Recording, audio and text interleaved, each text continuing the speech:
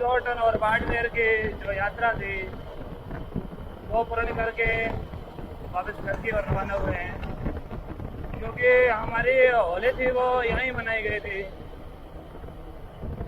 और कल शाम को हमने दी कश्मीर फाइल फिल्म भी देखी। बाड़मेर का टेम्परेचर है वो बहुत ही तेज है, इतनी गर्मियाँ पड़ रही है, तेज धूप और धूप के साथ में आंधियाँ भी चलनी शुरू हो गई है। अभी तक मार्च महीना चल रहा है, तो हम अंदाज़ा लगा सकते हैं कि अप्रैल मई जून में किस प्रकार से यहाँ धूल भरी आंधियाँ चलेगी और यहाँ का टेम्परेचर है वो क्या रहेगा। ये कई सालों बाद पहली बार है जो मार्च के अंदर इतनी गर्मी है वो पड़ रही है। ये हमारे साथी है मनीष जी, जो चित्तौड़ से हैं। अभी हम बाड़मेर से सीधा गांव की तरफ निकल रहे थे, जो सामने बालाजी नींबू छोटा जो बाड़मेर से निकलते ही कानपुर रोड पर पड़ता है, वहाँ मिल गए थे। तो ये भी थोड़ा रुचि लेते हैं व्लॉग में भी, तो इन्होंने मुझे आमंत्रित किया है चित्तौड़ में। तो हम अगली बार चित्तौड़ या फिर भीरमाल जो सुंदा जी मंदिर है उसका व्लॉग मेरे अभी बाकी है बनाना, वहाँ हम दोनों साथ में जाएंगे। और अनिल जी आप हमें बताइए कि चित्तौड़ में और कौन कौन सी जगह है जहाँ अपने आराम से घूम सकते हैं। चित्तौड़ में चित्तौड़गढ़ का फोर्ट है, वहाँ पे पद्मनी महल है, कालिका माता का मंदिर है, और नीला महादेव है, और बहुत सारे अपने मतलब स्थल है घूमने के, जो मतलब महाराजा राजाओं के टाइम पर बना हुआ है। महाराणा प्रताप की जन्मभूमि भी कहा जाता है चित्तौड़। मैं शुरुआत में PhD कर रहा था अपने वो था ना एयरपोर्ट, वहाँ से एलिमेंट्री कॉलेज है, तभी हम वहाँ घूमने आए थे। उसमें काफ़ी टाइम हो गया। तो अगली बार उस समय तो केवल एंजॉय के लिए घूमने आए थे, अगली बार ट्रेवलर के रूप में साथ में घूमेंगे। चित्तौड़गढ़ में हमारा मंटिया मंदिर लगता है, सावरिया बिल्कुल सावरिया शहर है वहाँ पे वो है। जो एक प्राचीन मंदिर है वो तो मेन रोड पे ही है। हाँ, प्राचीन मंदिर रोड करवासन रोड पे ही है, हाईवे पे ही है। और बाकी वो नया वाला है वो अंदर है। अंदर है। और उसके पास में अपना गुरु जी का मंदिर है। हाँ, फिर ठीक है मनीष जी। गर्मी ज़्यादा होने के कारण अभी मैं थोड़ा एक गन्ना जूस वाले के पास में रुका था। वहाँ हमारे राजस्थानी भाई अपने चित्तौड़गढ़ से मनीष जी चारण मिले थे, तो मैंने ऑर्डर दिया था गन्ना रस का। तो इतने में वो भाई साहब आ गए और थोड़ा ब्लॉगिंग के बारे में इंटरेस्ट था उन्हें भी, तो उन्होंने इसके बारे में जानकारी चाहिए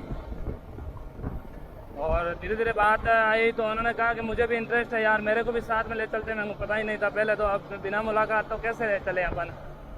और मैंने जैसे पहचान की तो उन्होंने कहा कि मैं भीनमाल रहता हूँ, तो वैसे भीनमाल में भी रहता हूँ, तो मैंने उनको भीनमाल आने का न्योता दिया और अगली बार है वो सुंदा माता मंदिर है वो दोनों साथ।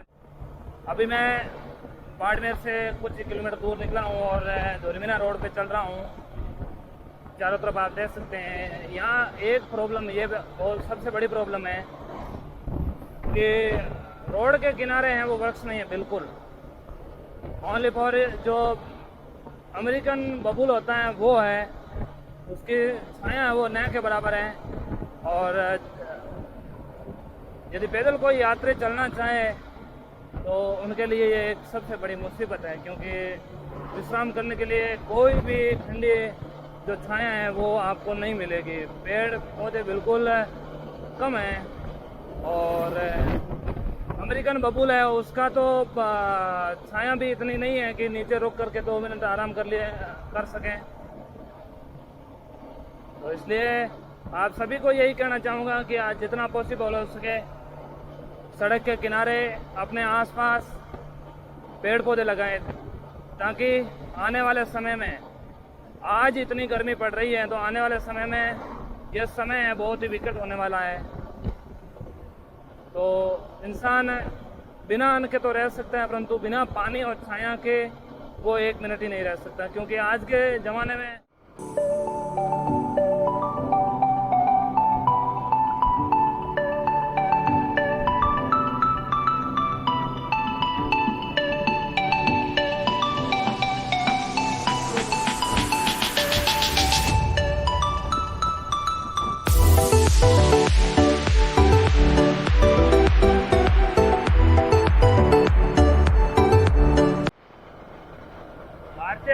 राजमार्ग प्राधिकरण जो टोल नाका है वो है, और अपन है जो टोल नहीं देंगे।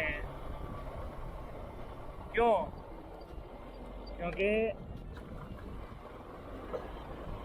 क्योंकि अपने पास ऑल इंडिया परमिट है, और अपन ऐसे ही निकलेंगे यहाँ से।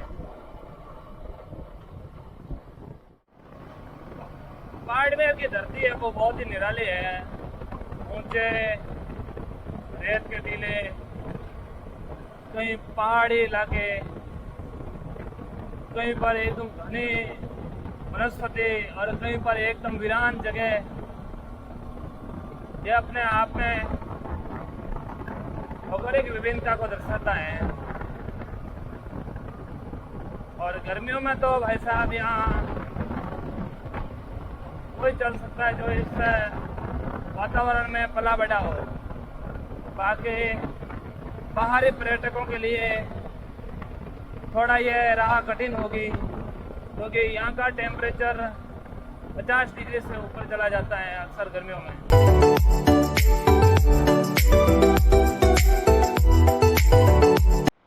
गर्मी ज़्यादा है और गला है वो मेरा सूख रहा है। यहाँ होटल देखिए एक है, और उस होटल पे पानी पीने के लिए है वो मैं जा रहा हूँ।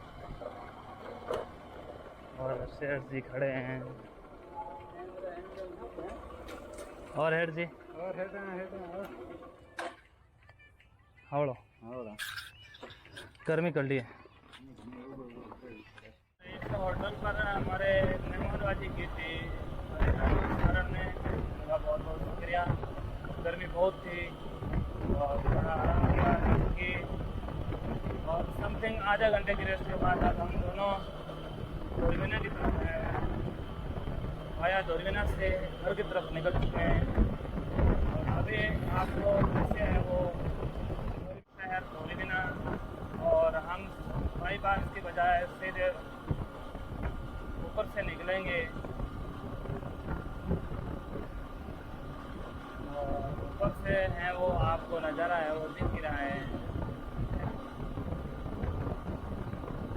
और हम बाईपास के बजाय ऊपर से निकल रहे हैं। और ये जो यातायात है उसके नियंत्रण के लिए भी उनका निर्माण कराया गया ताकि बड़े वाहन है वो बिना किसी व्यवधान के ऊपर से आराम से है वो निकल सके।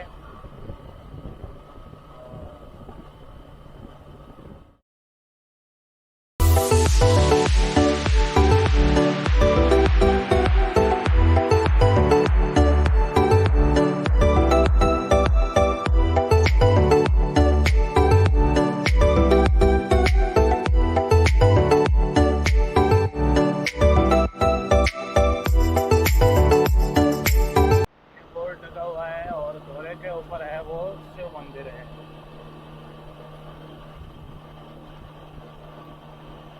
वाले हैं, और यदि आप NH से और बीकानेर जाना चाहते हैं तो भैया इधर वाला रास्ता ये है।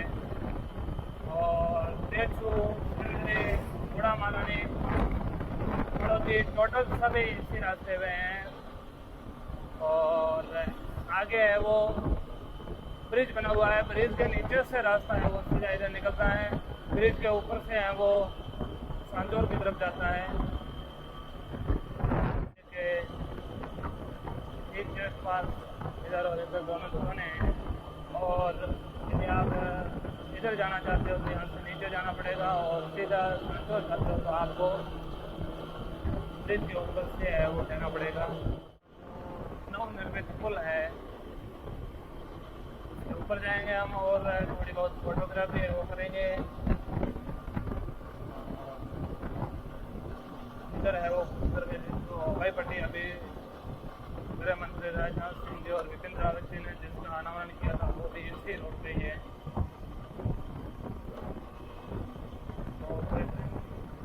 तो इसको बनाया गया पुल को ताकि दुर्घटनाएँ हैं उनके ऊपर है वो लगाई जा सके। और हमारे हमारे कुछ साथी थे जो मिलने वाले थे, उनके वीडियोग्राफी है वो की हमने यहाँ अभी ब्रिज पे, और अभी हम घर की तरफ निकले हैं। और वहाँ फोटोग्राफी करने के बाद घर की तरफ निकले हैं। कुछ साथी थे उनके फोटोग्राफ्स लिए, और अब है वो हमें गांधो स्टेशन से सीधा घर की ओर है वो निकलेंगे। गांधो ब्रिज है जो लूनी नदी पर बना हुआ है, और लूनी नदी है वो बालोतरा से पहले है मीठी, और उसके बाद में उसका पानी का जो स्वाद है वो बदल जाता है और जाता है उसका पानी खारा। हाईवे पर स्थित सिमाड़ा, और यहाँ पर पुल का है वो निर्माण हो रहा है। हमें वो सर्विस लाइन से निकलेंगे क्योंकि पुल है वो निर्माणाधीन है, और भीड़ भाड़ ज़्यादा और दुर्घटना संभावित क्षेत्र होने के कारण यहाँ पुल का निर्माण किया जा रहा है।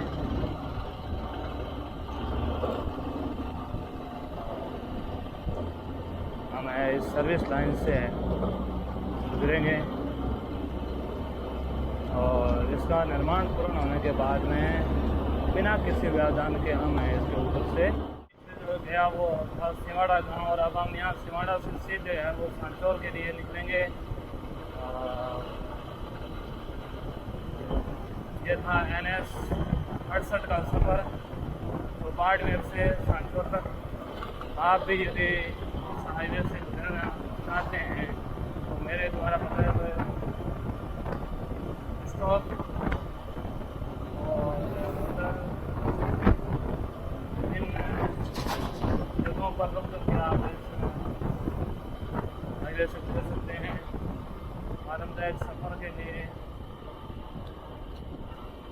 और मैं आपके आरामदायक सफ़र की शुभकामना देता हूँ, और अब अगले व्लॉग में है वो मिलेंगे अपन। तब तक के लिए शुक्रिया।